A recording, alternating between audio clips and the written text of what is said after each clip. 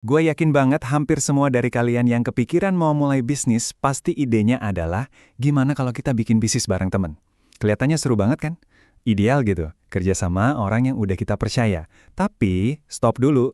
Saran tulus dari gua, jangan. Serius, jangan. Di pembahasan kali ini gue bakal kasih tahu kenapa dan gue juga bakal kasih solusinya kalau kalian emang udah kebelet banget. Jadi beneran nih, lagi serius mikirin buat mulai bisnis sama temen deket? Oke, kalau gitu ayo kita bedar bareng-bareng. Karena ini keputusan yang serius deh, gede banget.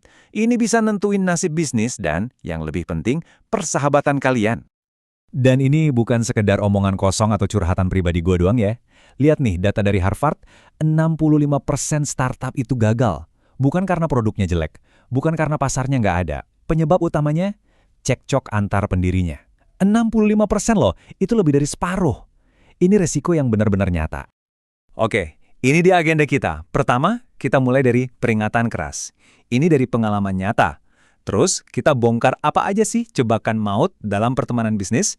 Setelah itu, kita masuk ke solusi ilmiah buat milih partner yang pas. Dan terakhir, kita jawab pertanyaan penting. Kalau ribet, kenapa kita masih butuh partner? Oke, kita masuk bagian pertama. Kenapa sih gue di awal tadi kayaknya pesimis banget? Well, gue bakal pakai pengalaman pahit gue sendiri sebagai studi kasus. Ini bukan teori, ini kejadian beneran. Contoh paling gampang ya, lihat aja gue. Ada dua kejadian gede yang mungkin kalian juga tahu. Pertama, insiden ternak uang yang kemarin sempat viral banget. Kedua, di bisnis gue yang lain, gue sampai berselisih hebat sama co-founder, ada dugaan nyolong duit klien, dan puncaknya, dia ngancem mau bongkar semua rahasia gue kalau perusahaannya nggak dikasih ke dia 100%. Jadi percaya deh, risikonya bisa setinggi ini. Nah, pengalaman kayak gitu tuh bukan cuma terjadi sama gua. Itu tuh cuma gejala dari masalah yang jauh lebih besar. Sekarang, ayo kita bedah satu persatu. Kenapa persahabatan yang kelihatannya indah banget seringkali malah jadi korban yang paling brutal dalam dunia bisnis?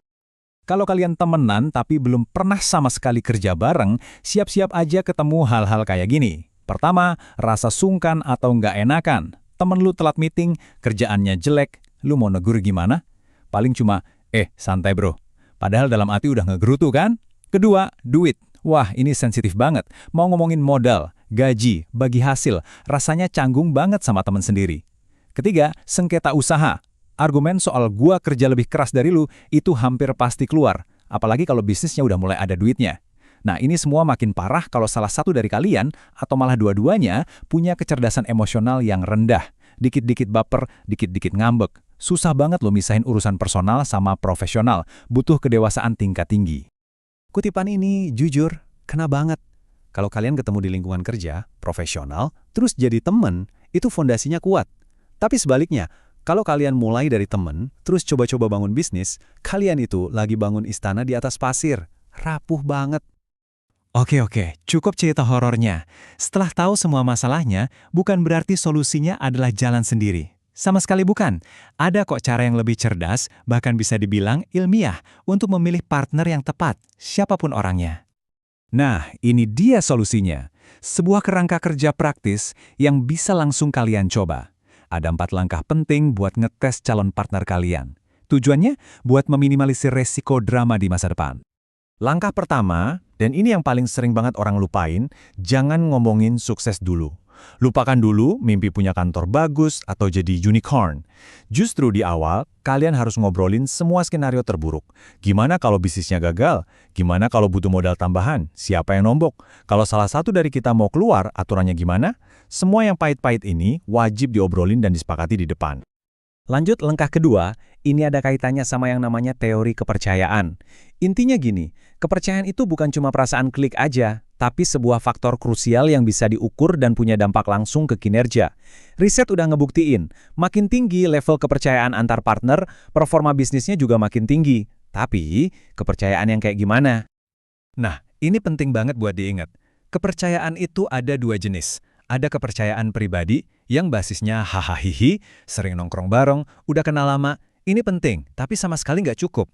Kalian butuh yang namanya kepercayaan profesional yang cuma bisa lahir dari rekam jejak. Kalian harus pernah lihat dia kerja di bawah tekanan, dan dia juga harus pernah lihat kalian kerja. Tanpa ini, kalian cuma lagi berjudi. Selanjutnya, langkah ketiga, uji kemampuan komunikasi langsung kalian. Pertanyaannya simpel, bisa nggak kalian berdua ngomongin topik yang paling nggak enak sekalipun, tanpa drama atau pakai nggak enakan? Ini harus dites ya, bukan cuma diasumsiin. Coba deh, obrolin topik sensitif kayak pembagian saham, atau bahkan cara kalian bakal saling negur kalau ada yang salah. Kalau di tahap ini aja udah canggung, wah, itu red flag. Dan yang terakhir, kalian wajib tahu gaya resolusi konflik calon partner kalian. Kenapa? Karena konflik itu 100% dijamin bakal terjadi. Biasanya ada 3 tipe orang. Ada si penghindar yang kalau ada masalah mending diem aja. Ada si konfrontator yang langsung maju ngadepin masalah. Dan ada si people pleaser yang bakal setuju-setuju aja biar nggak ada debat. Nggak ada yang salah atau benar, tapi kalian harus tahu partner kalian tipe yang mana dan cocok nggak sama gaya kalian. Oke, setelah semua peringatan dan syarat yang rumit ini, mungkin sekarang kalian mikir, kalau sesusah ini, kenapa nggak bisnis sendiri aja sih? Pertanyaan yang bagus banget. Terus, kenapa gue sendiri dengan semua pengalaman buruk itu tetap milih punya partner? Karena jadi pendiri tunggal itu risikonya juga gede banget. Nggak ada yang namanya checks and balances. Nggak ada yang ngerem kalau ide lu ngaco. Semua keputusan cuma dari kepala lu sendiri, nggak ada teman buat debat, buat nantang ide. Partner yang benar itu ibaratnya tameng dari kebodohan kita sendiri loh. Dan riset juga nunjukin bisnis yang punya partner solid itu umurnya cenderung lebih panjang. Kuncinya itu bukan nyari fotokopian diri kalian, justru sebaliknya. Kalian harus nyari potongan puzzle yang ngelengkapin. Misalnya, kalau kalian itu orang yang visioner, yang lihat gambaran besar, cari partner yang gila detail dan jago eksekusi. Kalau kalian jago jualan, cari klien, ya cari orang yang bisa jaga kandang, mastiin operasional di dalam beres. Intinya adalah saling ngisi kelemahan. Tapi dari semua tes teknis dan kecocokan skill, ada satu tes terakhir yang paling mendasar, keselarasan nilai. Setelah semua checklist tadi udah kecentang, tanya lagi ke diri sendiri, apakah orang ini punya karakter, etos kerja, dan integritas yang sama dengan gua? Ingat ya, skill itu bisa dipelajarin, tapi karakter dan integritas itu susah banget buat diubah.